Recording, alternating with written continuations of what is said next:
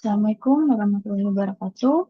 Perkenalkan, nama saya Zumarnis. Saya dari kelas AK101 dengan NIM 250301010016. Oke, di sini saya akan menjelaskan materi tentang mata kuliah pengantar akuntansi dengan tema inventories.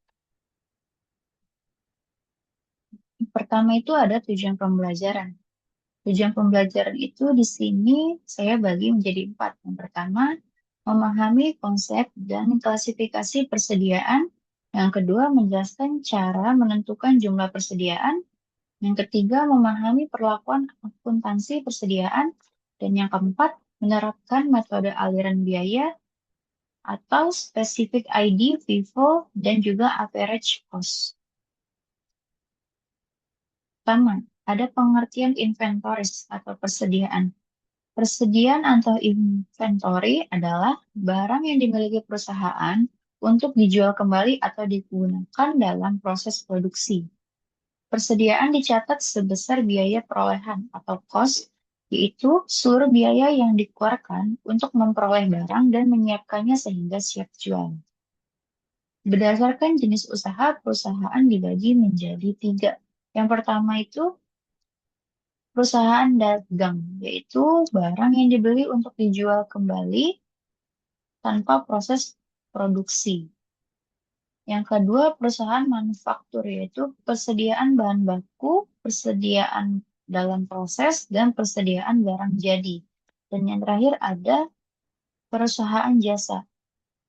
Umumnya tidak memiliki persediaan barang dagang, namun memiliki persediaan bahan penunjang operasional. Pentingnya persediaan. Persediaan sangat mempengaruhi laporan rugi melalui harga pokok penjualan atau yang disebut dengan HPP. Karena persediaan akhir itu mempengaruhi total aset dalam laporan posisi keuangan dan juga kesalahan pencatatan persediaan akan menyebabkan kesalahan dalam perhitungan laba. Selanjutnya ada yang namanya stock of name atau yang disebut dengan physical inventory. Itu merupakan proses menghitung secara fisik jumlah persediaan yang tersedia. Stock of name dilakukan dengan cara menghitung, menimbang, atau mengukur barang, dan biasanya dilakukan pada saat periode akuntansi. Stock of name sendiri itu bertujuan untuk memastikan kesesuaian antara catatan dan kondisi nyata. Selanjutnya ada sistem pencatatan persediaan.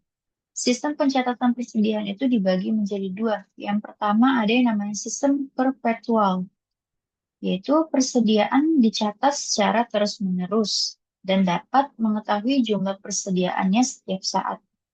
Yang kedua ada yang namanya sistem periodik, yaitu persediaan dihitung di akhir periode dan HPP dihitung setelah diketahui persediaan akhir. Selanjutnya goods in transit atau barang dalam perjalanan, yaitu barang yang sudah dibeli tetapi belum diterima, barang yang sudah dijual tetapi belum sampai ke pembeli, dan penentuan kepemilikan tergantung pada syarat penjualan atau disebut dengan FOB. Barang konsinyasi.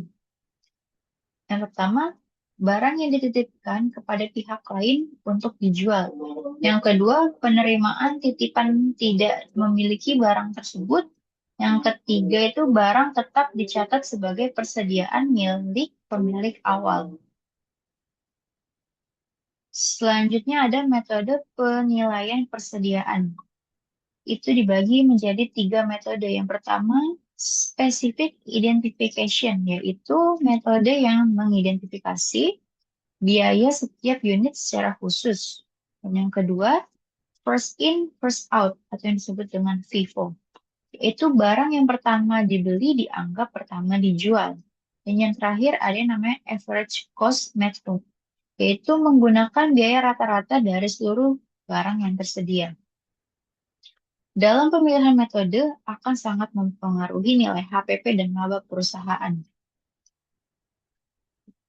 Perhitungan harga pokok penjualan atau yang disebut dengan HPP itu memiliki dua rumus. Yang pertama itu rumus persediaan awal ditambah pembelian sama dengan barang tersedia untuk dijual.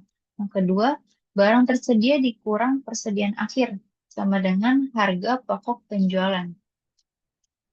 HPP sendiri berpengaruh langsung terhadap laba bersih perusahaan. Oke, di sini ada contoh soal. PT Maju Jaya memiliki data persediaan barang selama bulan Januari sebagai berikut. Pada tanggal 1 Januari, persediaan awal itu ada 100 unit dengan harga 10.000 per unitnya. Dan pada tanggal 5 Januari, pembelian 200 unit dengan harga 12.000 per unit. Dan pada tanggal 15 Januari, pembelian sebesar 150 unit dengan harga 14.000 per unit. Selama bulan Januari, perusahaan menjual 300 unit barang. Dalam contoh soal tersebut, diminta hitung pajak pokok penjualannya dengan metode FIFO dan hitung persediaan akhir. Di sini ada penyelesaiannya menggunakan tabel persediaan barang dengan metode FIFO. Pada tanggal 1 Januari, persediaan awal itu yang masuk 100 unit dengan harga 10.000 per unitnya. Jadi untuk totalnya itu seharga 1 juta. Sisa persediaan 100 unit dengan harga 10.000 per unit. Yang kedua, pada tanggal 5 Januari, itu ada pembelian dengan unit yang masuk 200.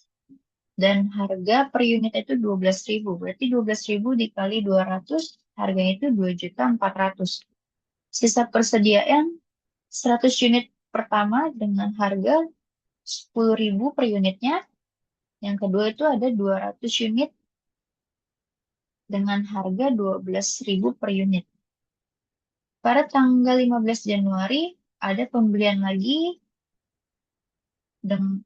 masuk totalan 150 unit. Dengan harga per unitnya itu 14.000. Dikalikan menjadi totalnya 2.100.000. Berarti di sini sisa persediaannya itu ada 100 unit pertama dengan harga 10.000, 200 unit dengan harga 12.000, dan 150 unit dengan harga 14.000. Perusahaan pada contoh soal sebelumnya, perusahaan itu menjual 300 unit. Karena di sini prinsip FIFO yang digunakan, itu barang yang pertama dibeli dianggap yang pertama dijual. Barang pertama yang dibeli itu kita keluarkan yang 100 unit dengan harga 10.000. Berarti totalnya 1 juta. Sisa persediaan karena yang 100 unit di awal sudah dikeluarkan, berarti sisa persediaannya itu 200 unit dengan harga 12.000 per unitnya dan juga 150 unit dengan harga 14.000 per unitnya. Selanjutnya, karena tadi yang dipindah 300 dan baru keluar 100, berarti kurang 200 lagi. Barang yang keluar selanjutnya 200 unit dengan harga 12.000. Itu totalnya 2.400.000. Berarti sisa persediaan itu tinggal di pembelian yang ketiga, 150 unit dengan harga 14.000 per unit. Selanjutnya ada perhitungan akhir, harga pokok penjualannya atau HPP. Persediaan awal itu kita ambil, karena yang dijual 300, kita ambil yang 100 unit pembelian dengan harga 10.000 dan 200 unit dengan harga 12.000. Totalnya itu 100 dikali 10.000 1 juta, dan yang kedua itu 200 dikali harganya 12.000 per unit 2.400.000. Berarti total HPP yang dikeluarkan itu 3.400.000. Selanjutnya ada persediaan akhir. Tadi untuk sisa unitnya itu tinggal yang 150 unit dengan harga 14.000. Berarti 150 dikali 14.000 total jumlahnya itu 2.100.000. Kesimpulannya, dari contoh soal yang tadi itu HPP atau FIFO-nya itu 3.400.000. Dan untuk persediaan akhirnya itu 2.100.000. Oke, kesimpulannya pertama, persediaan merupakan aset penting dalam perusahaan. Yang kedua, penentuan jumlah dan kepemilikan harus dilakukan dengan teliti. Yang ketiga, metode penilaian mempengaruhi laporan keuangan. Dan yang terakhir, pemahaman yang baik membantu pengambilan keputusan yang tepat. Sekian dari presentasi saya, kurang lebihnya mohon maaf. Wassalamualaikum warahmatullahi wabarakatuh.